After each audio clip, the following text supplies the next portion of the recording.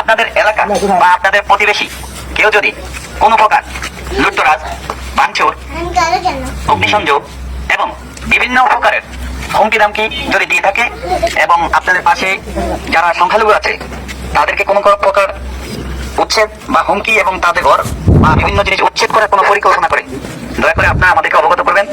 আমরা সোনাগাজী মডেল থানায় আছি এবং আমরা ইনশাআল্লাহ প্রশাসনের সহায়তায় আমরা আপনাদের আসসালামু আলাইকুম। ঈদ মোবারক। ঈদ মোবারক ওই মানুষগুলোর জন্য যারা আমরা ভাবছিলাম যে বাংলাদেশে এই মুহূর্তে যে অস্থিতিশীল একটা পরিবেশ চলছে, বিভিন্ন জায়গায় লুটপাট, লুটতরাজ, ভাঙচুর, তারপর নানান ইস্যুতে বাড়িতে বা ঘরে বা ব্যবসা প্রতিষ্ঠানে নানান ধরনের অস্থিতিশীল পরিবেশ ছিল, তাদের জন্য বড়ই দুঃসংবাদ। কারণ সেনাবাহিনী কোনো রাজনৈতিক দল চেনে না, আওয়ামী লীগ চেনে না, বিএনপি চেনে না, জামাত চেনে না। দুষ্কৃতিকারী যেই হবে তার বিরুদ্ধে ব্যবস্থা নেওয়া হবে। খুবই অল্প সময়ের মধ্যে সারা বাংলাদেশের বিভিন্ন জায়গায় সেনাবাহিনী তাদের যেই দায়িত্বশীল নাম্বারগুলো আছে সেই নাম্বারগুলো লোকাল এরিয়াতে ছড়িয়ে দেওয়া হবে। আপনারা যেখানেই বসবাস করুন, সেনাবাহিনীর যে কোনো সহযোগিতা নিতে স্থানীয়ভাবে আপনার নিকটস্থ থানাতেই এই মুহূর্তে সেনাবাহিনী অবস্থান করছে। তো আপনারা ভিডিওর প্রথমে একটা বক্তব্য শুনেছেন, তিনি হচ্ছেন আমাদের সেনাবাহিনীর একজন কমিশনপ্রাপ্ত অফিসার, সম্ভবত নোয়াখালীর সোনাগাজী এই এলাকাতে ব্যাপক নানান ঘটনা ঘটেছে, সংখ্যালঘু সম্প্রদায়ও আছে। সারা বাংলাদেশের যে কোনো জায়গায় এই যে বক্তব্যটা আমাদের অফিসার দিলেন, একই বক্তব্য কিন্তু সারা বাংলাদেশের সব জায়গায়, বিশেষ করে স্পেশাল কিছু নির্দেশনা দেওয়া হয়েছে সেনাবাহিনীকে। এর মাঝখানে গুরুত্বপূর্ণ অংশগুলা তিনি যেমন বলেছেন, এর পাশাপাশি কিন্তু আরও কিছু দায়িত্ব আছে সেনাবাহিনীর জন্য। সেটা হচ্ছে ল অ্যান্ড অর্ডারকে এস্টাবলিশ করা। পাশাপাশি ধর্মীয় যে কোনো প্রতিষ্ঠান, এই মুহূর্তে গত কয়েকদিন যাবৎ বাংলাদেশের বিভিন্ন জায়গায় যে মাজারগুলোতে আপনার নানান ধরনের ভাঙচুরের ঘটনা ঘটেছে, এগুলো কিন্তু আর করার সুযোগ নেই।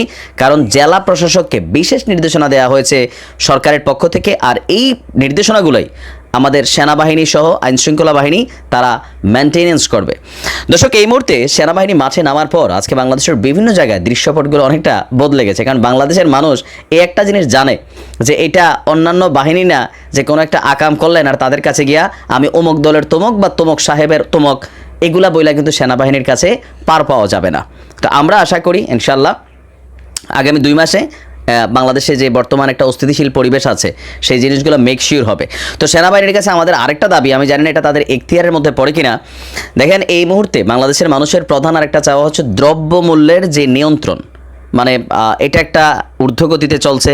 এই মুহূর্তে আমরা দেখছি বৈষম্য বিরোধী আন্দোলনের পর সারা বাংলাদেশে বিভিন্ন জায়গায় এখনও আপনার সরকার নির্ধারিত দামে অনেক প্রোডাক্টই বিক্রি হচ্ছে না। যেমন ধরেন ডিম এবং মুরগির ক্ষেত্রে সরকার একটা দাম বেঁধে দিয়েছে, কিন্তু ভোক্তা পর্যায়ে এগুলো মনিটরিং হচ্ছে না। এছাড়াও বিভিন্ন জায়গায় চাঁদাবাজি আমরা ধরতে গেলে 50% কিন্তু কমে গেছে, এটা প্র্যাকটিক্যাল।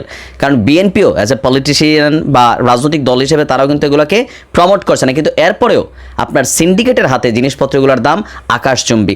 তো আমার মনে হয় যে সেনাবাহিনীকে তাদের মূল দায়িত্বের সাথে যদি এই দায়িত্বটা অ্যাড করে দেয় বাজারকে মনিটরিং করা, কারণ সাধারণ মানুষের জীবনযাত্রার প্রধান একটা জিনিস হচ্ছে 3 বেলা খাওয়ার। তো 3 বেলা খাওয়ারের জন্য কাঁচা বাজার হোক, মাছ মাংস হোক বা মুদিমালের যে দ্রব্যমূল্য, সেইটাকে যেন নির্দিষ্ট একটা যে প্রাইসটা সরকার নির্ধারিত, সেই বেচা কিনাটা যেন মেক শিওর করা যায়। এই জিনিসটা যদি কষ্ট করে একটু সেনাবাহিনী করে দেয়, আমার মনে হয় যে সাধারণ মানুষ হাফ ছেড়ে বাঁচবে।